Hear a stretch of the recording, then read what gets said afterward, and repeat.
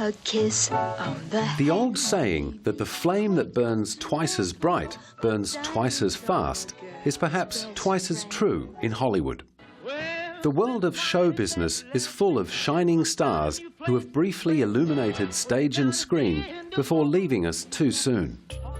The names of actors like James Dean and River Phoenix have passed into mythology, their talent and beauty immortalized in the movies they left behind. Tragically, on January 22, 2008, another name was added to the list of movie stars who have passed away before reaching their 30th birthdays. His name was Heathcliff Andrew Ledger, and he had just completed the most hotly anticipated role of his career as the Joker in The Dark Knight. His brilliance, his how kind he is, how much he loved his character, how much he prepared for it, his the courage it took for him to play the role, and the time I got to spend with him, it will be always, I'll cherish that memory.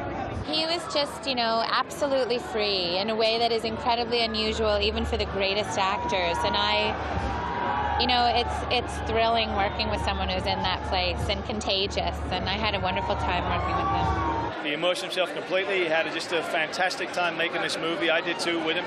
You know, we very much enjoyed watching each other, our performances, the immersion in it. He's created this anarchic, Sid Vicious-like punk rock Joker, unlike any Joker that's been seen before. I think it's a real classic portrayal that will be remembered for ages. Heath Ledger had never had trouble being remembered, even at the very beginning of his career. Thanks to his heartthrob good looks, he found early success in soaps like Aussie drama Home and Away, after moving to Sydney from his hometown of Perth while still in his teens. In a foretaste of things to come, Heath even played a troubled gay cyclist in the ill-fated sporting drama Sweat. He caught the eye of Australian director Gregor Jordan, who cast him opposite screen veteran Brian Brown in the crime caper Two Hands. The film was a success both in Australia and overseas. Hollywood sat up and took notice, and he was snapped up to sing, dance and act opposite teen queen Julia Stiles in the comedy 10 Things I Hate About You. Other roles quickly followed, including a chance for Heath to work with one of his childhood heroes, fellow Aussie Mel Gibson, on The Patriot. Oh, he's a national hero, you know. Yeah, he does, and never in a million years did I imagine that I'd be working with him. You know, of course I grew up, you know, watching all these movies, Mad Max and Gallipoli, and you know, I tell you what, you know, he was the guy who bridged the gap between the two industries for us, so, you know, he's a man. Another period piece followed, this time a comedy. Heath spent several months in Prague filming the rollicking hit A Knight's Tale. The film struck box office gold, and Heath found himself scaling Hollywood heights at a rate even he hadn't foreseen. I guess not. I don't know. I don't know if you imagine it. You just strive for your next job, and that's it. And that takes you to here, you know? And that's really it. I don't know. I never really had one goal, you know? But even at this early stage in his career, the young actor had his eyes on the bigger picture and was determined to become much more than a Hollywood heartthrob. I have made a conscious effort to kind of slow down my career in a way. I mean, I had an opportunity to take other paths, but I just, you know, and once you're on top, there's only one place to go. So I don't really want to be there, and I don't know, I'm not that ambitious. I don't really want to go out and buy skyscrapers, so I'm not, you know, looking for that kind of career. Determined to steer himself away from the pin-up boy roles, he surprised everyone by turning down a string of high-profile roles, including Spider-Man. Heath's chance to prove he was much more than a pretty face came in true Hollywood style by lucky accident. At very short notice, he was asked to take over the role of Sonny Grotowski in the drama Monsters Ball, opposite Billy Bob Thornton. It was a small role, but pivotal to the plot, and it proved to his future collaborators that Heath was a genuine talent. Heath was someone that we had wanted in the role. I mean, I had wanted him for a while. I saw something in him that he was very macho appearing, but there was something vulnerable about him. Then Larry saw him in Monsters Ball. I saw him in Monsters Ball, and the minute he shot himself, I left and said that should be in us, if we can get him. But the superstardom and acclaim that would come with playing a closeted gay cowboy in Brokeback Mountain was still several years away. In 2003, Heath teamed up with Two Hands director Gregor Jordan to play another outlaw on the run. This time, his task was to bring to life the Australian folklore icon Ned Kelly. He sort of found something as an actor that I'd never seen before, and I hadn't actually seen before in him as a guy. You know, he kind of accessed a darkness and I guess a sort of a rawness of spirit that, you know, was really important and really fundamental to Ned's character. Despite the fact that Ned Kelly would not find a release outside of Australia, Heath was rapidly becoming big news, thanks in part to his new relationship with Ned Kelly co-star and fellow Australian Naomi Watts, herself a rising star due to her Oscar-nominated performance in 21 Grams. Always ready to crown a new Hollywood power couple, the paparazzi trained their lenses on Heath and Naomi more and more frequently. Heath, though, was wary of becoming tabloid fodder, and as he reflected in late 2007, found dealing with all the constant media attention very difficult in his younger years. What's harder is you know, growing up through your development kind of years, like in front of the spotlight, so to speak. Like, you know, when you're in your late teens, early 20s, I think you could relate to this too. We're very impulsive and rebellious and you know, and so therefore I was very much that way, and very defensive and very guarded about my personal life, and it's just as anyone would be at that age, you know, and so, you know, I was just as anyone else, any other guy during that stage of his life was, except for in the media, you know, in front of the public eye, and so it was documented, my development as a human being. In his determination to take only the roles that interested him, Heath proved again and again that fame and fortune were way down on his priority list. In 2005, he turned down the title role in Oliver Stone's big-budget epic Alexander. Instead, he took a role in Catherine Hardwicke's independent feature film Lords of Dogtown. A fictionalized account of the rise of modern skateboarding into a global phenomenon, Lords of Dogtown saw Heath playing Skip Engblom, a long-haired anti-hero and social outsider who recruits local skateboarders to form a team and helps them on their way to eventual fame. He helped them discover this beauty, this creation, this creative side that they all had inside of them, that like creating out of concrete, creating art from this concrete world that they were given, and this bleak, dark, grey world they just injected with colour. His next film would bring with it a considerably larger budget and higher profile. However, in accepting a role in The Brothers Grimm, Heath's only motivation was the opportunity to work with the irrepressible director Terry Gilliam. I was a big fan of Monty Python, and I so desperately wanted to be in, you know, The Holy Grail and Life of Brian. I loved it, and so I so desperately wanted to bring like a Python-esque kind of quality to Brothers Grimm too, you know. So you can't help it because his sense of humor and just his nature is just incredibly infectious. Fortunately, the cult director had nothing but words of admiration for Heath and his co-star Matt Damon, despite initial concerns about whether the pair would find the necessary chemistry to convincingly portray the brothers Grimm. I think that was the thing, in some ways, I was worrying about. How are these guys going to relate? And very quickly, they just clicked. And they just found aspects of each other they could bounce on. And it's fantastic. I mean, they're getting married next week, I heard. I love Matt, and I loved working with him. And he's a generous person. He's a generous actor. He's a fantastic tango dancer. In the fantasy epic, Heath and Matt played brothers William and Jacob Grimm, famous to this day for their enduring children's fairy tales. While the real-life brothers Grimm were scholars and authors, Gilliam's fictionalised version takes a little poetic licence with the facts and sees the pair encountering ghosts and witches themselves. Our telling of the Brothers Grimm stories, it's a fairy tale. We've put them in a fairy tale. It's certainly not biographic kind of piece whatsoever. It's a pure fairy tale. The Brothers Grimm premiered at the Venice Film Festival in 2005. It was to be a remarkable, if stressful, festival for Heath. Dealing with the demands of promoting one premiere movie at an international film festival can be tough enough. But at the 2005 Venice Film Festival, Heath was starring in not one, but 3 movies. It's been really overwhelming. I mean, it's obviously an honor to have my movies here, and one movie, let alone having to bear the responsibility of representing 3 movies. It's taxing, it's exhausting. One of Heath's most appealing traits was his openness in interviews that exposed his vulnerability.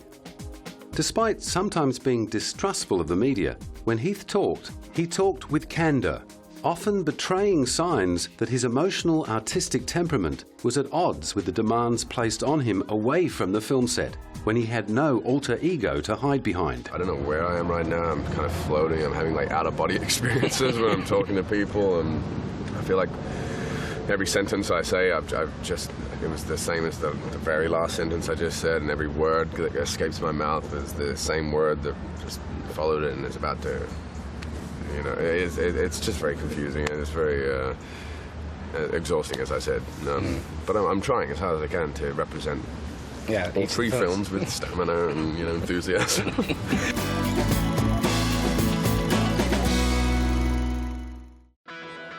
As well as the Brothers Grimm, Heath had another big-budget commercial movie making its debut at Venice in 2005. Also a period piece, this film was a good old-fashioned romp in which Heath would play history's most infamous seducer, Casanova. I knew little bits about Casanova, but not that much, and so I read like one of his journals or 2 of his journals, and then after reading the script and talking to the director, I realized that the director or the script or the actors around me weren't really necessarily taking his story and his legend too seriously, and it was an opportunity to kind of not take ourselves too seriously or acting too seriously, and just have fun, which we did. Directed by the Oscar-nominated Lasse Hallström, Casanova put Heath's matinee idol looks to devastating effect as he swashbuckled his way through 18th century Venice, leaving a trail of broken hearts in his wake. Despite Casanova's reputation as a ladies' man, Heath's research found that there was more to the character than meets the eye. He was a very diverse person and character. He was a jack of all trades. I think he was a smart man. He considered himself a philosopher, an artist, a musician. Having already been linked to a string of high-profile beauties such as Heather Graham, Naomi Watts and model Christina Cauchi, journalists delighted in drawing parallels between Heath's real-life romantic prowess and that of his character. But Heath was quick to distance himself from the comparisons. I take great pride in my soul and the consistency and longevity of my love, and I think everyone can fantasize about the notion of being a Casanova or experiment that way when they're younger, but I'm certainly not at that place now in my life. So. At that moment in his life, Heath was in a long-term relationship with the woman who would become the mother of his child, Michelle Williams. Heath fell in love with Michelle when they worked together on Brokeback Mountain, the third film that Heath found himself representing at Venice that year. Starring together in the Ang Lee epic transformed both their lives and went on to affect a much wider impact than its producers ever thought possible. My life certainly changed from making Brokeback Mountain because I met... annoying, right? my life changed certainly from meeting Michelle. And I have a family, a beautiful family, and two beautiful girls, thanks to Brokeback Mountain. So it's extraordinary the level in which my life has changed thanks to that film. Thank you. The film was based on a short story by Annie Proulx. It told the unconventional love story of two cowboys who meet while wrangling sheep in Wyoming in 1963 and form a bond that transcends time and social barriers. As the director himself testifies, this was a film that no one expected to be the blockbuster it became. I want to do something small just to get over with my depression. And I didn't know. I thought it's a small movie, a unique subject matter. Not many people will see it or care for it. I didn't know the results like this. Co-starring Jake Gyllenhaal as Heath's love interest Jack Twist, Brokeback Mountain attracted widespread media attention with its unflinching portrayal of a difficult subject. I think just love is universal, isn't it? And it can be epic. So that, I just think it's being told through the vessels of two men. So that's why I guess it's surprising people. The movie did a lot more than surprise people, stirring up major controversy throughout Middle America, where some of the more conservative cinemas refused to screen it. Soon everyone was talking about Brokeback Mountain, or as it was nicknamed, the gay cowboy movie. I try to avoid being seen as Western or gay cowboy movie, which just sounds funny. We're dealing with a true love story of realistic people in the West. It soon became apparent that Brokeback Mountain was a lot more than simply the gay cowboy movie. In particular, Heath's performance as the tortured Ennis Del Mar was garnering praise from far and wide, proving that Heath approached his roles not only with commitment and sensitivity, but also with a great deal of skill. I think the key was to treat it as a love story, purely, and to treat them as human beings, and not as human beings with labels, and very complex human being to add. I mean, my character was a highly complex individual that you know, had this inner struggle with his genetic structure that had been handed to him from his parents, and he was struggling against tradition and their beliefs. Heath's portrayal of Ennis Del Mar was a finely tuned study of contradictions and repressed emotion. It was a performance that would draw accolades beyond his expectations and make him a worldwide superstar. Essentially, he was a homophobic man in love with another man. Yeah, and so I had to create this masculine, strong figure in order to kind of contradict the story too. And I really wanted to, and I had to do this through stillness too, because Ennis was very quiet, very still. Achievements like his portrayal of Ennis Del Mar don't come easy. Heath found shooting the film's love scenes to be particularly challenging. Yeah, it was very difficult.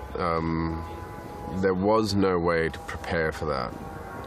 It had to be highly choreographed and thought of, planned. It was really preconceived. Every little move had to be, because, you know, for obvious reasons, it was uncharted and it was uncomfortable. Planning and rehearsing aside, Heath found that the best way to tackle these sometimes confronting scenes was to abandon himself to his art and simply let go.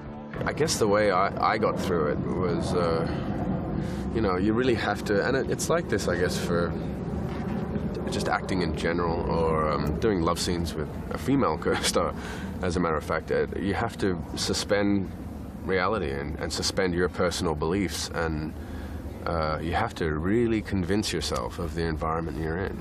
Like any consummate actor, Heath found a way to channel the feelings of personal discomfort he was experiencing back into his work. I was lucky that my character was uncomfortable with it and knew with it too. So I could use my own level of uncomfort, or discomfort, sorry, and so that worked for me, because it was new and strange for me. So so there was very little preparation that could be done, and we had to just do it and get on with the movie. It was just such a small part of this story in the end. The first accolade to be given to Brokeback Mountain's stars came from the film's director, Ang Lee, who frequently expressed his admiration for Heath and Jake Gyllenhaal. Well, it's scary to me how young and good they are, actually. They're good actors, so they know what is involved. They read the script, they know my blocking, they know what has to be done. We don't rehearse those scenes. We talk about it, and then we just roll the camera, and I expect them to deliver, and they did. Perhaps a more pleasant part of the process for Heath was falling in love with Michelle Williams during filming.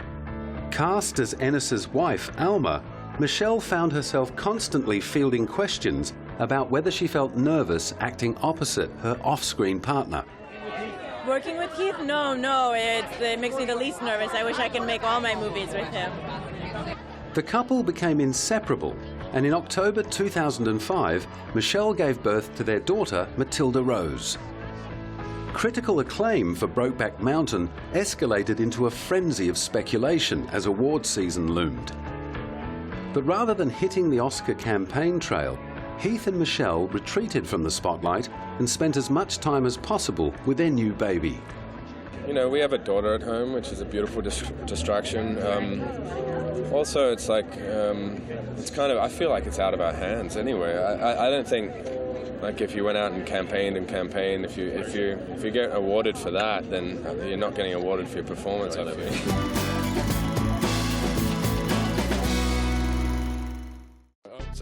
Honours and awards were coming thick and fast for Heath. In early 2006, the Santa Barbara Film Festival singled him out for a special award for Breakthrough Performance of the Year. When I saw Brokeback back in September, actually, at Telluride Film Festival, I thought his performance was breathtaking.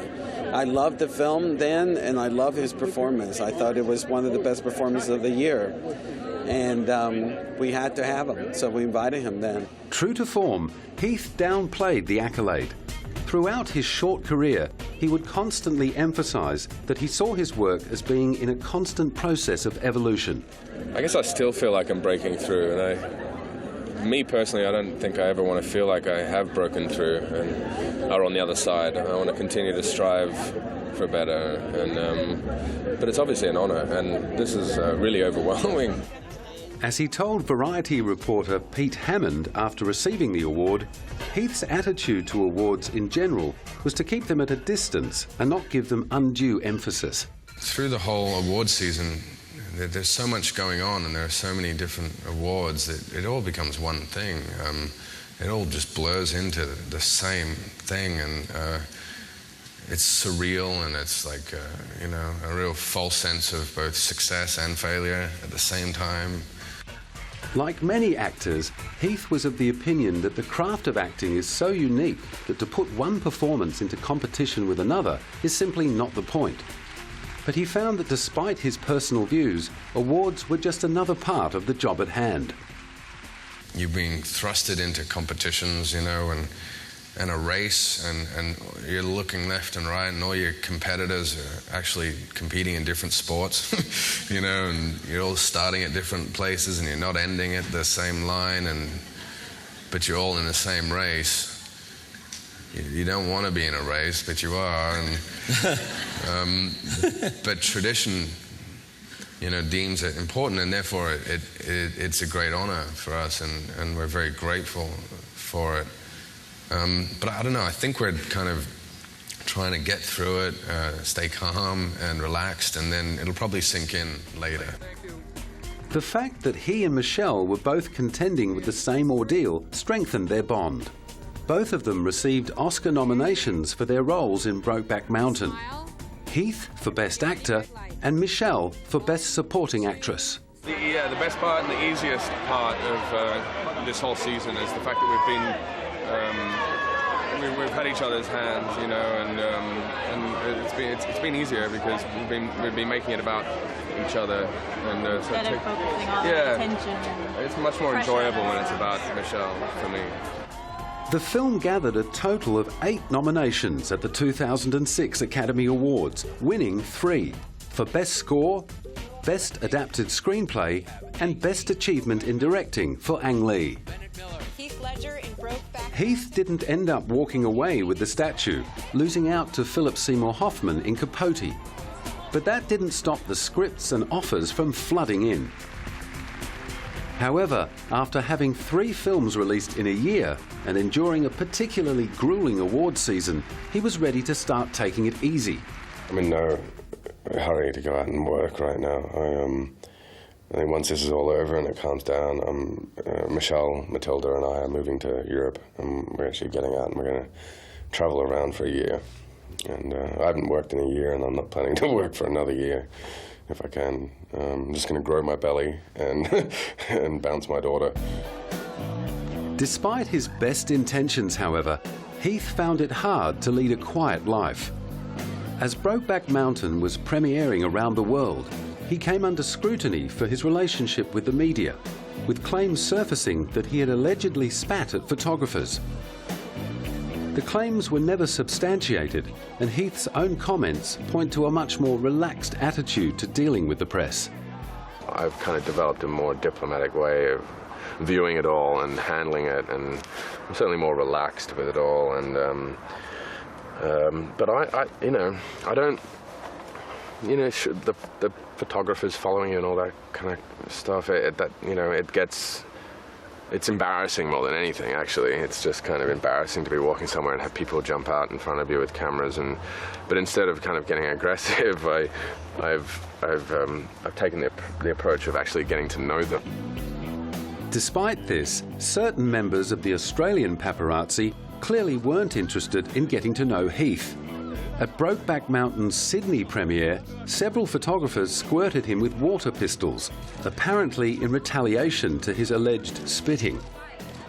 Well, we're just tired of Heath spitting at us, assaulting us, so it's just kind of to say, well, it's not very nice when you do it to people.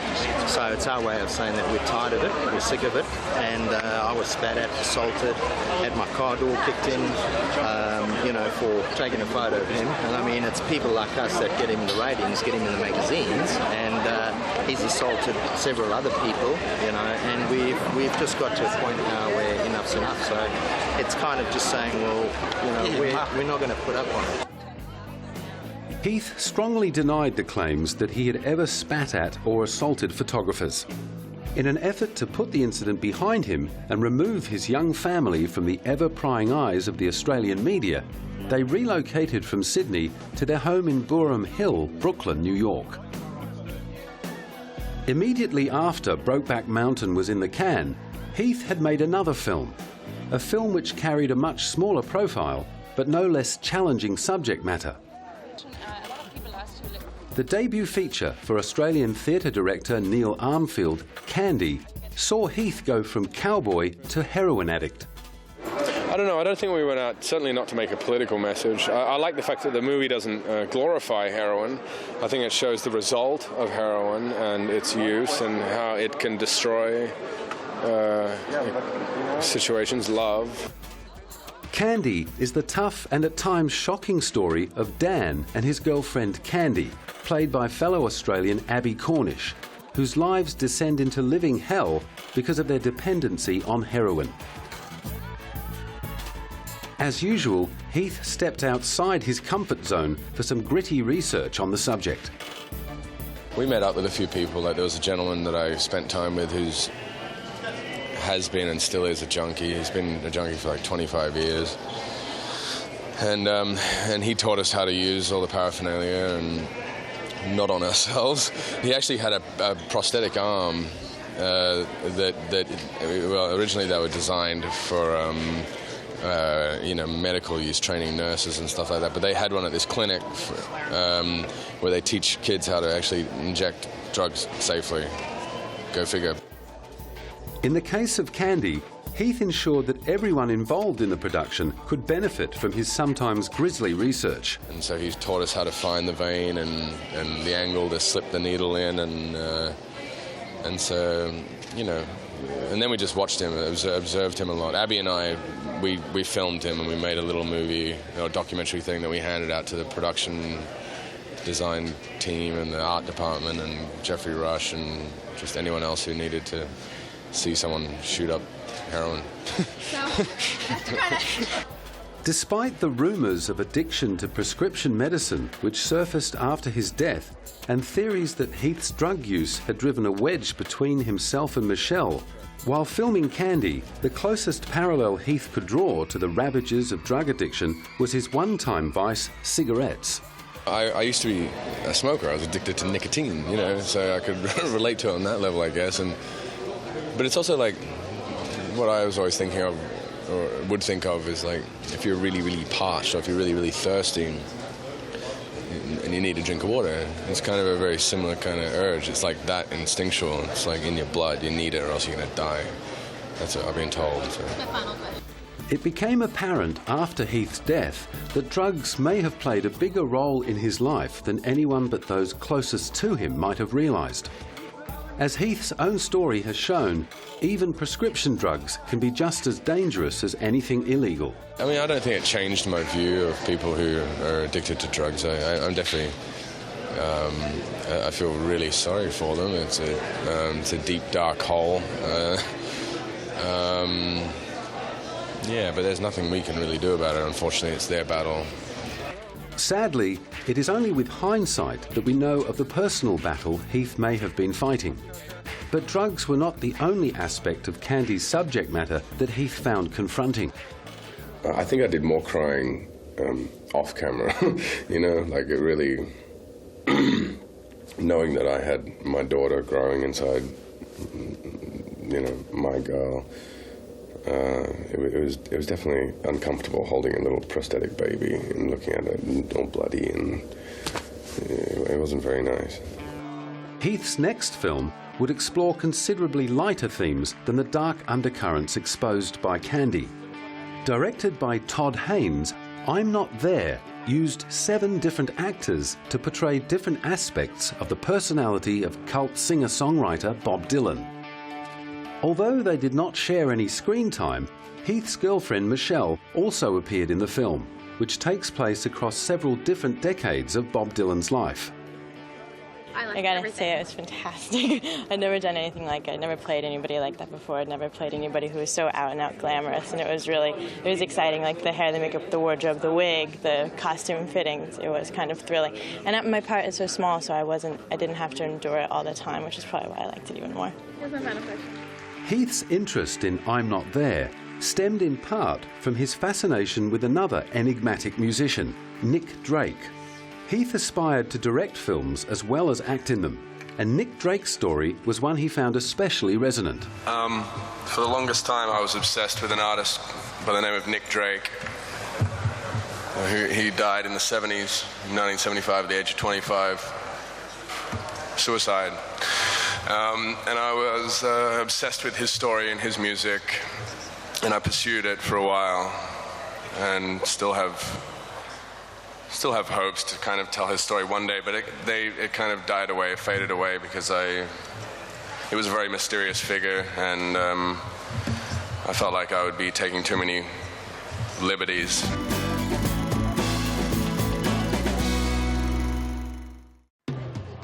While Heath's career was on the ascendant, however, his personal life was in turmoil. Rumours had been circulating for almost 12 months about a rift between Heath and Michelle due to his partying and drug use. In September of 2007, it was confirmed that the couple had ended their relationship. After the split, Michelle stayed in Brooklyn while Heath moved into a $23,000 a month loft in Manhattan. the apartment in which he would be found dead only a few months later.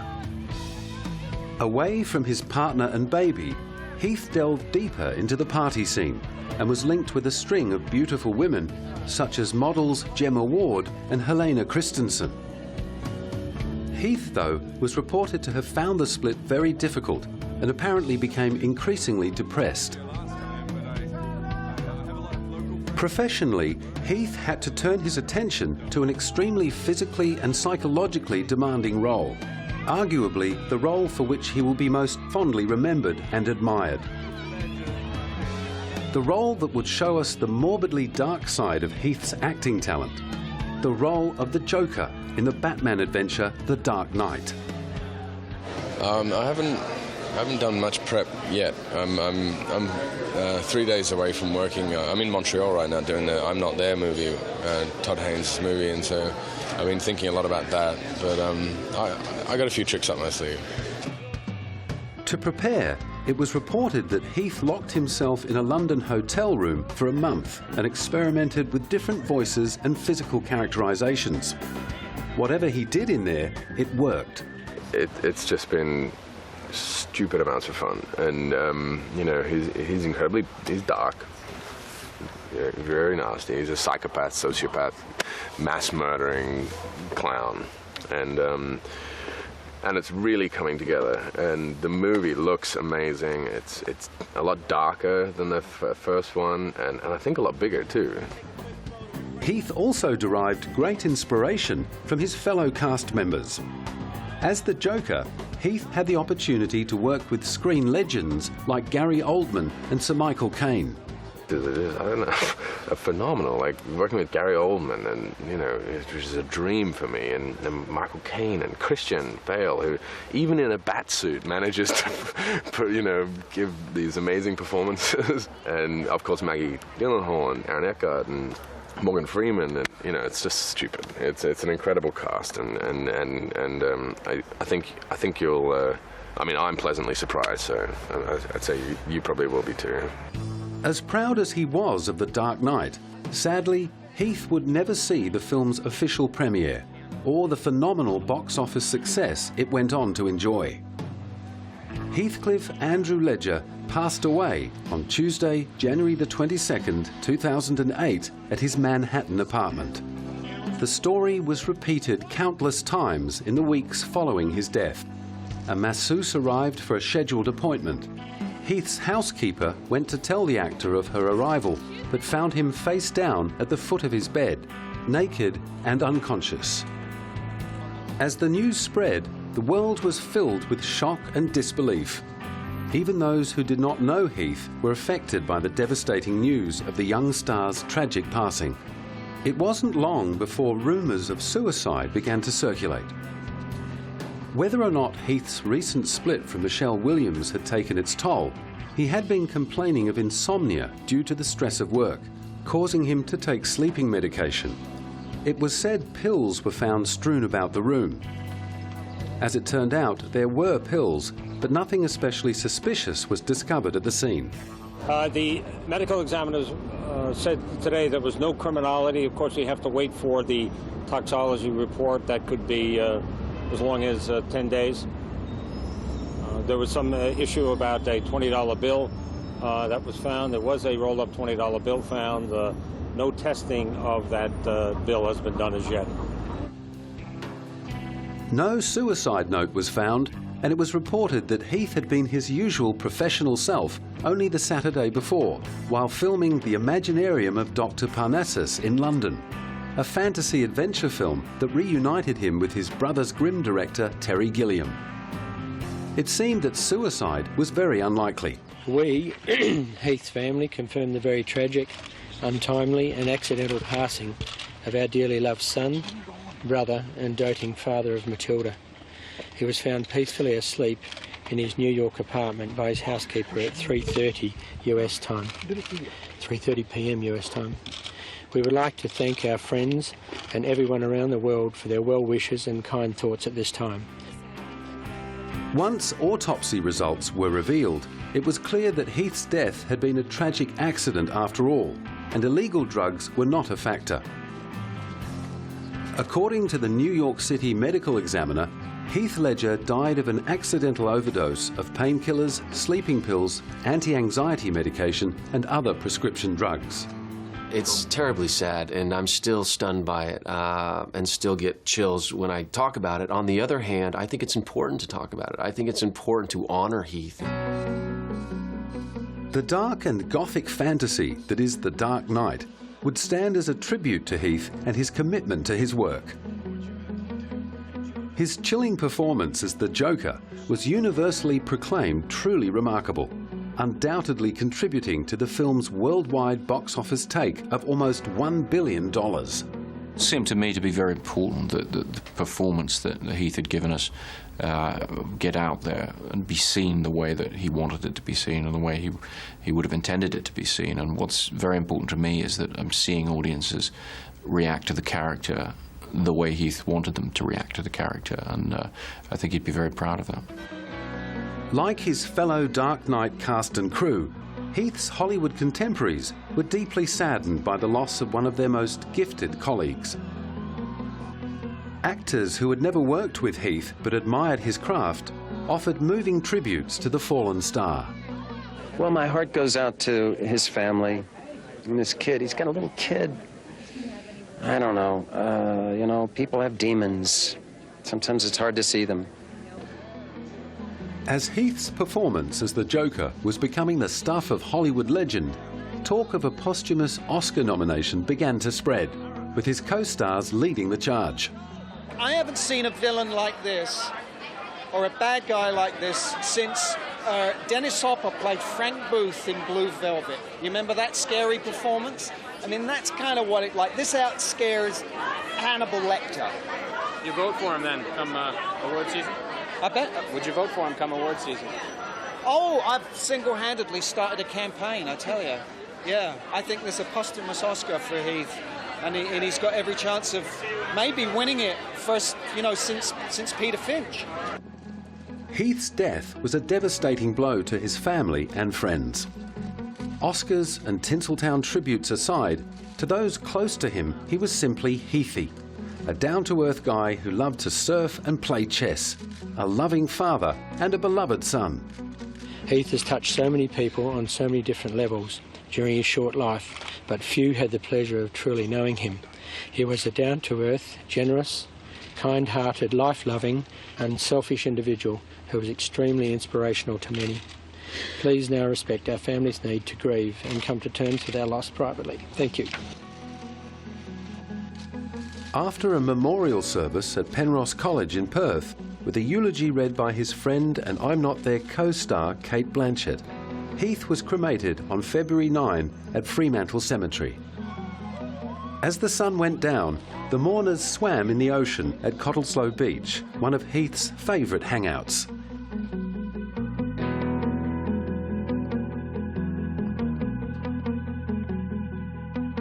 As well as the films he bequeaths us, Heath can be remembered through this portrait, painted by his friend, Australian artist Vincent Fantauzo, shortly before his death. Entered into the Archibald Prize for Portraiture in 2008, the work was voted most popular painting in the competition. Heath's been a friend of mine for 5 or so years, and I've been kind of trying to convince Heath to sit for a portrait for a while. And this year he felt comfortable enough with himself, and he rang me up and asked if I want to do it now, so I quickly jumped on it and flew down to Perth where he was staying, and that's where we did our sittings.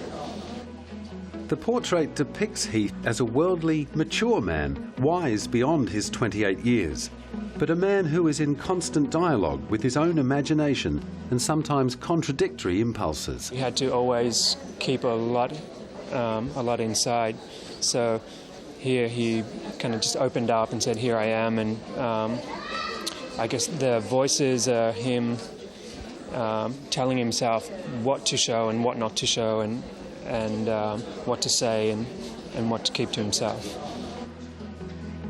Despite receiving numerous offers for the painting, Vincent has elected to give the portrait to Heath's mother, Sally.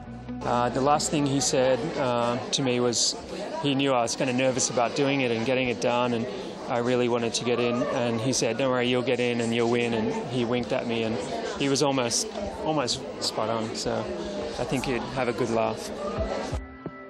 Famous for his generosity, it is fitting that Heath will also be remembered as a supporter of his fellow actors. A scholarship has been established in his name to assist young Australian actors trying to make it in Hollywood. Well, it's a scholarship that's in Heath Ledger's name. It's going to be a certain amount of money each year, and you know, actors are going to be invited to apply for this thing, and there's going to be some sort of selection process, and one of them's going to be chosen, and they're going to be given an amount of money to cover their living expenses, you know, whilst they're here, sort of, you know, trying to survive as a, you know, an emerging, talented young Australian actor in Los Angeles. You know, I think it's like reflective of Heath Ledger's amazing career and the way that he. That he shaped it and how it changed. And I didn't have the honour of meeting him personally, but he's definitely paved the way for young Australian artists like myself. Heath's films stand as the legacy of an immensely talented actor who, at just 28 years of age, was only just beginning to reveal the depths of his skill. His disturbing depiction of the terrifying Joker in The Dark Knight and heart-rending portrayal of the clenched, emotionally closed Ennis Del Mar in Brokeback Mountain will be remembered always as masterful examples of the cinematic actor's art. Layered, meticulous, and above all else, full of emotional truth.